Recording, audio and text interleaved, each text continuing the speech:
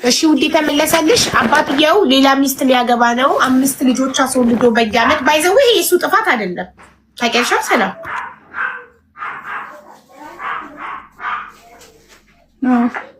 እኔ ይኸውልሽ እንደ እህት እኔም እናት ነኝ። እንደ እህት ከጎንሽ ስቆም ጥፋትሽን እየነገርኩሽ እንጂ እያስመሰልኩ አይደለም። እኔ አላስመስልም። ትክክል። ከእንደዚህ አይነት አቋም ከሌለው የእህቱ አሽከር ከእህቱ ትእዛዝ ካልወጣ ሰውዬ በየዓመቱ 5 ልጅ መውለድ ያንቺ ጥፋት ነው። ለምን ፈጣሪ ማህፀን የሰጠሽ ላንቺ ነው። ጥፋትሽን እየነገርኩ እንደተሰፋት እየነገርኩ ነው ከጎንሽ መቆም። አላስመስልም። አየሽ ለመሰለሽ አንቺም ዛሬ ትክክል ነሽ ካልኩሽ ነገም ሌላ እህቴ ከእንደዚህ አይነት ዘልዛላ ወንድ ኃላፊነት ከማይሰማው ወንድ ደጋግማ ትወልዳለች። አንዲት ሴት ልጅ ደጋግማ መውለድ ያለባት ወይ የራሷ ሀብት ነገ ቢሄድ እንኳን እሱን አልለማመጥም እሱን አልለምንም ብላ ስታስብ ነው። ገባሽ ወይ? ደግሞ ኃላፊነት የሚሰማው ሲሆን ነው። አሁን ይህ ኃላፊነት አይሰማም፣ በራሱ አይቆምም። 1000 ሞልቷል። እስቲ አሁን ልጋብዝሽ። ቆይ ወጥሽ መግባት አለብሽ። ሰላም ወጥሽ አንድ ቁጥር ጻፊ ኮመንት ላይ እሺ፣ እንዲህ ከፍትልሽ። እሺ አቡዬ ይቅርታ ልኬልሻለሁ አሁን።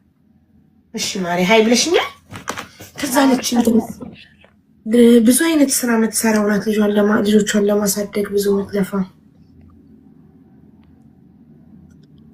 ምንድነው ቁጥር ለምንድን ነው ያልመጣልኝ? የቁጥርሽ ነው 34 ነው መጨረሻው ቁጥርሽ? አዎ 34 ሲቪ ያደረኩትን ቁጥር ስለማልመልስ ነው።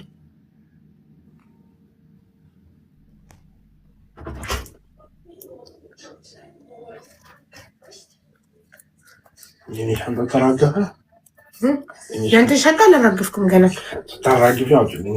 እሺ አባቴ እሺ። እንትን ፈልጌ ነበር ማከፋፈያ ሁኔት ነው የከተትነው ፍቅሬ። ቻርጅ ፈልጌ ነው ለስልክ። ኖ ኖት ማይ አንደዋን አንተ ነህ መጨረሻ ላይ እንደውም እየተጠቀምኩበት ነበር። የሆነ ውስጥ ከተትልኝ ያልኩ ከኔ ልብስ እየቀየርኩ ታው።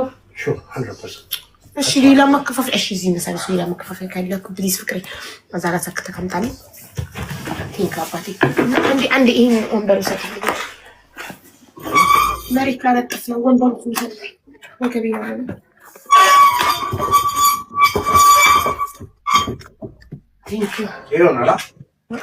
ይደርሳል። እኔ ጋር ግን ይሰራል ወይ ነው? እሱ የሚሰራ አይመስለኝም። የማይሰራ ማከፋፈያ እኮ እንጥላለን። አንተ ነህ እኮ ለሆነ ነገር ፊውዙን እፈልገዋለሁ፣ ገመዱ ለሆነ ነገር ቀይሯለሁ እያልክ እዚህ ቤት ኮተት የሚበዛው ፓፒ አንድ ነገር ከተበላሸ በቃ መጣል ነው። ለምን ቤት ያጣብባል?